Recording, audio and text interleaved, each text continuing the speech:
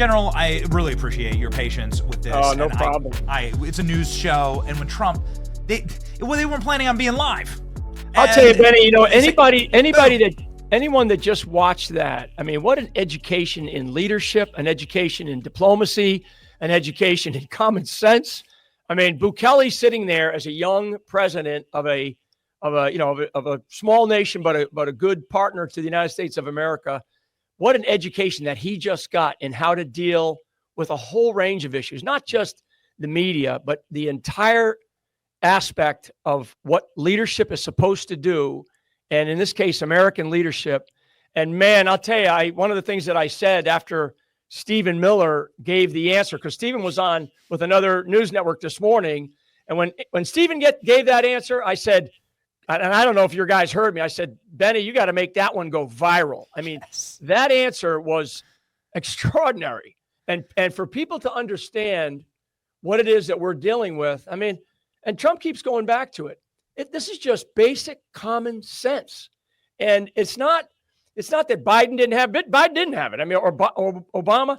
The idea of leftist progressive liberalism, which is really symptoms of a political ideology, which frankly, in my read of it, is really leaning us towards a real strong sense of socialism or communism.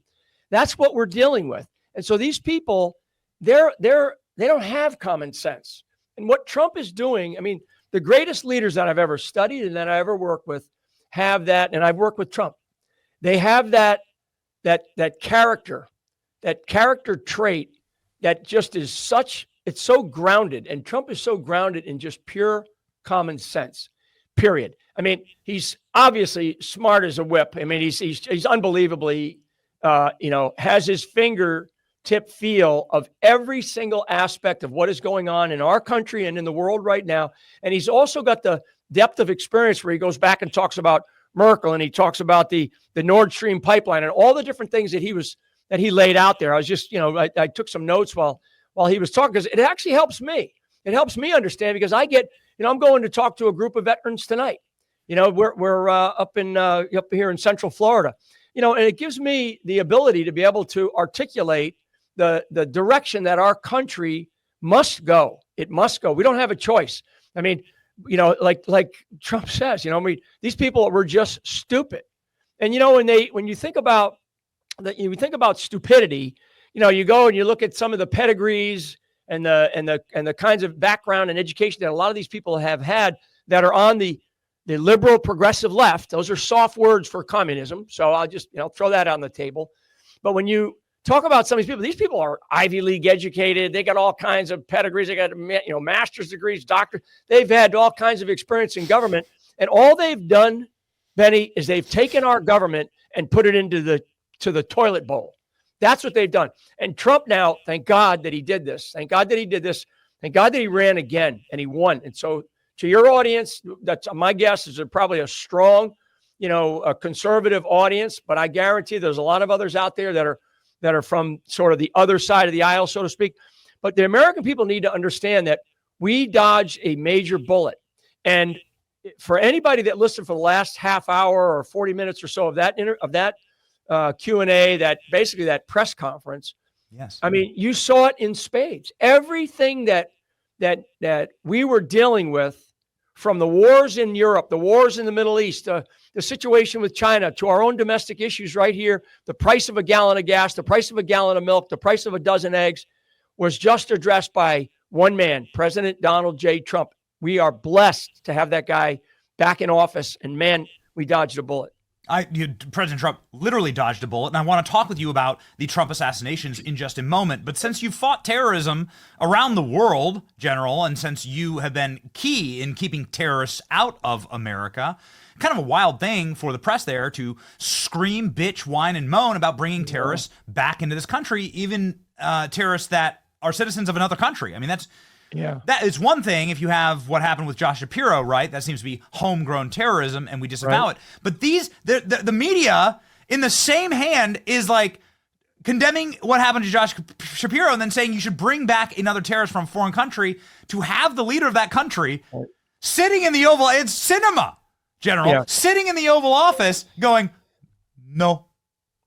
Yeah, no, terrorism. I'm not gonna let him back. I'm not gonna. What did he say? I'm not gonna smuggle a terrorist into America. Yes, and a guy that's his citizen. It's his citizen. You know, the idea the idea of a terrorist, Benny, or terrorism. Terrorism is a disease. It's a disease, and it can inflict different types of people, like the guy that, you know, the arson up in Pennsylvania. I mean, if I got it right, the guy killed his parents apparently, and then they were in his home where he was at for a couple of weeks. So there's a real sickness. So there's a sickness to some of these people. But, and I say this a lot, you know, because people go, well, he's a lone wolf.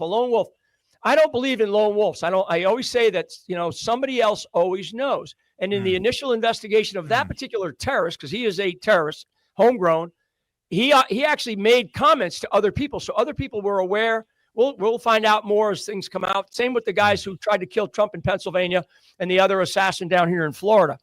But the idea of terrorism and terrorists. So we had to designate these Mexican drug cartels as foreign terrorist organizations, and also not just the Mexican ones, but like the Tren de Aragua from Venezuela, and there's others. Like, you know, Trump brought up the dumping of the prisoners. I think he said from Chad, if I'm not mistaken.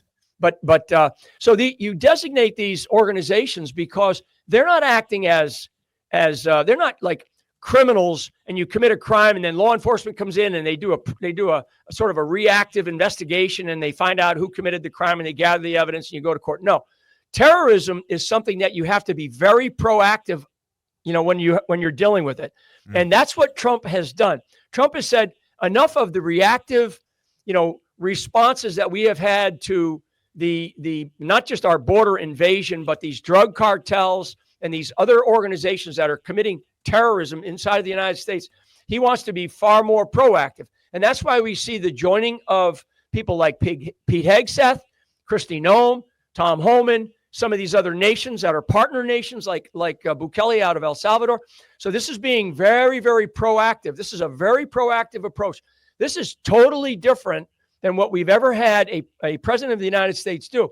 On the battlefield, I can tell you, on the battlefield, we needed a change on the battlefield, and we did this in the world of special operations and counterterrorism operations. We changed from allowing these guys to commit, you know, heinous acts, beheadings, car bombings, and we started to go after, and then digging into the evidence, we started to go after their organizations. We started to go after their money. We started to go after the leadership. We started to go after the flow of where these people were coming from. They're coming from different countries around the, you know, I'm talking about the Middle East. They come from countries in North Africa. They come from the various stands in the Central Asian republics. They come from up in Chechnya. These are guys that were coming in, and we had a very reactive approach early on in the war in the Middle East. We then came in and said, nope, we're not going to do this. We're going to take a very proactive approach.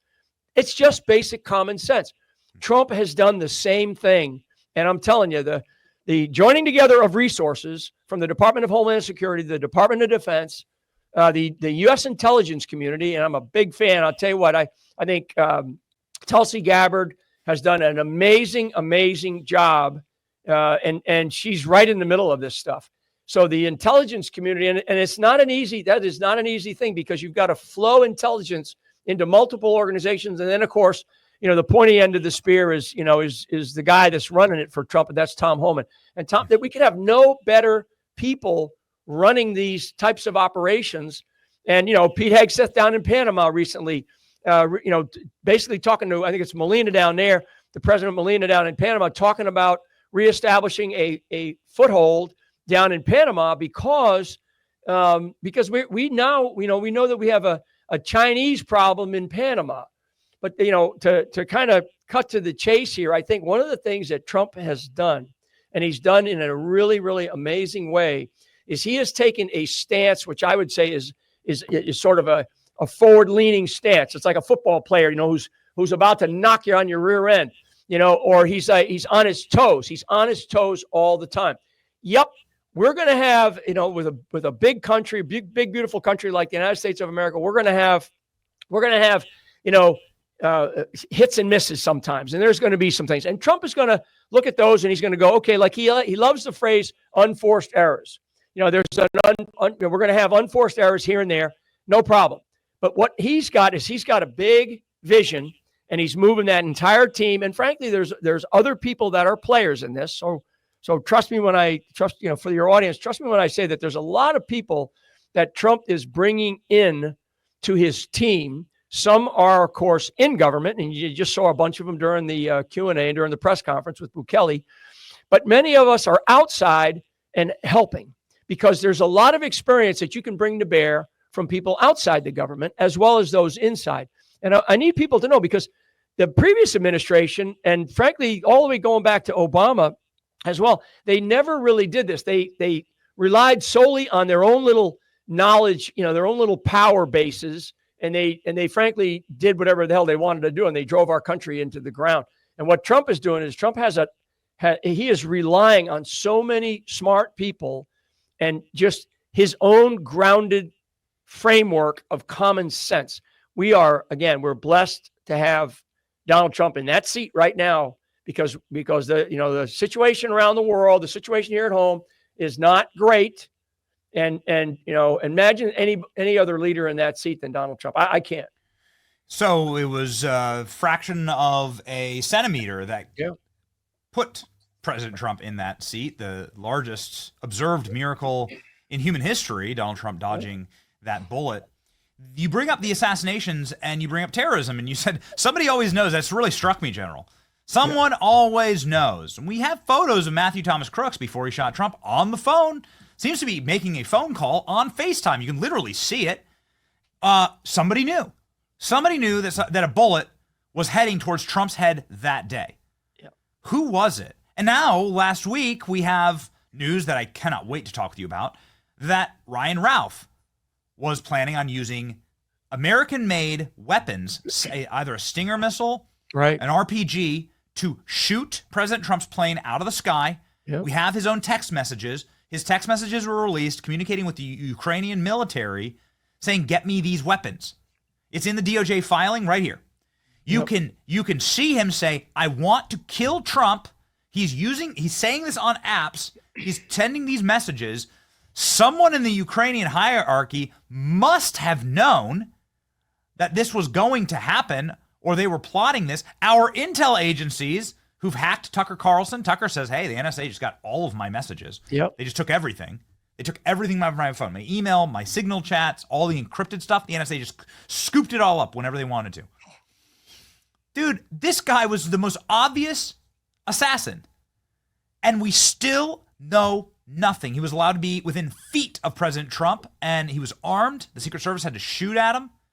What's going on here, General? It seems like we know so little. We know nothing about these guys. Yeah, here's what I would say about this, and this is for whatever, because I know there's a lot of frustration. There's a lot of frustration right now, and I'm frustrated to a degree. But I will get over it. But I do get frustrated on accountability. And if people that follow me on X, I always talk about accountability. Like something happens, a good executive order or release of files, Crossfire Hurricane stuff, JFK, all these things. I do want accountability. In this specific case, I'll bet a dime to a dollar that somebody else always knows. When somebody goes, "Oh, it's a lone wolf," the media loves to say that, a lone wolf, especially if it's like a guy on the right. There's no lone wolves. Somebody always knows. And what we're going to learn, and these have to be dug into, because these guys that were executing the task of trying to assassinate the president of the United States, they were executing it based on a tasking from somebody. Okay, so let's take the JFK assassination files that we now have. We've now learned about JFK and his assassination, and who was behind the assassination of JFK? The CIA. So this is the unadulterated truth, right? I mean, we know. So now you look at other things that have happened over time in our country, and I can tell you, there's going to be other attempts against Trump. There are people, like I say, I talk about John Brennan a lot, Benny, out there doing nefarious things. John Brennan, he's not the leader. He's a soldier. I think Obama's another guy who I say he's a little bit higher up in the chain of command, so to speak, as you use military jargon. But I think he's also a soldier. I think that there is a body of people that looks at what Trump is doing with the world. Never mind the United States of America. This global competition between globalism and, frankly, nationalism or populism, and the protection of one's sovereignty, and in our case, our freedom and our constitutional republic. There's a group of people, Benny, that do not want that at all, and they were ready to move forward under, a Kamala Harris or a Joe Biden, whoever was going to defeat Trump. I mean, look at what we've learned from the Social Security numbers being given to illegal immigrants in order for them to vote. I mean, so they really thought that they were going to win. So I'm putting some pieces together here for your audience, because an assassination attempt against a president of the United States, or in this case, a candidate while he was the candidate, and there's been some other threats against him, I know. These are not small things. These are not some kid, in Pennsylvania or wherever. Look at what we have learned that has already been exposed. So we're going to learn more. There will be more that will come out. Some of these things the Secret Service has to protect certain things. And the reason why, so there may be pieces of evidence that don't come out that'll stay, sensitive, law enforcement sensitive, or even classified, because there might be a technique or a procedure that the Secret Service has used in order to get that piece of information. So, I do know that there will be more information that will come out on these guys. Every time I talk to Trump, I always tell him, my number one thing for Trump is, be safe, be very safe. Listen to your guys, listen to those who you trust around you. And I'm a big fan of Sean Curran at the director of the Secret Service. I mean, he's a good man. He's actually the guy in the very famous photo. So there will be more. Those are the things that I'm less concerned about. I'm more concerned about other evidence that we need to start to see. Yes. And we're seeing it coming out on Crossfire Hurricane, coming out on January 6th. And this is where Pam Bondi and others, we've got to get, the administration has got to get a guy like the U.S. Attorney for the District of Columbia, Ed Martin, got to get him confirmed, right? He's a powerhouse. And this is why guys like Schiff are going against him. Schiff is going against him because Schiff knows Ed Martin might turn around and go, we're going to start investigating some of these things that I just mentioned. And trust me, folks, these people are going to be caught dead to rights because they were behind it. I mean, they're behind it. So it's a long answer to your question, but there's things that you can share, but there's other procedures that you don't want to make. You want to make sure that some future nut job or some future assassin who has been tasked by a group of people, because you're right to show that picture with the kid on his phone.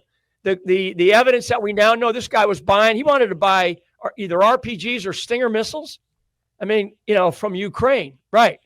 I mean, so I get, like I said, there's no such thing as a lone wolf. Somebody always knows. I know that we're hard up on time here, but really quickly, General, what should happen to Ukraine? 'Cause clearly, this guy had connections. Ryan Routh had connections to Ukraine. He'd been to Ukraine. He's been recruiting fighters. He knows the generals there. He knows the war fighters there. He had a no-look visa policy to bring in terrorists to Ukraine to fight for Ukraine. He's a Ukraine fanatic. And now he's going to Ukraine to get American-made munitions to kill Trump and someone new in Ukraine. I think this obviously is why President Trump treated Zelenskyy the way that he did in the Oval Office. Yeah. But what should happen to Ukraine if it's found that they were at the very least complicit in the potential killing of Trump? Yeah. So my guess right now, and I'm speculating a little bit here, but that what the FBI is doing, there's a couple other organizations, but mainly the FBI is doing now is they're going and pulling that thread. So all the way down into Ukraine. Who was this guy talking to? You can pull, and they'll pull the financial records. They'll pull the phone records.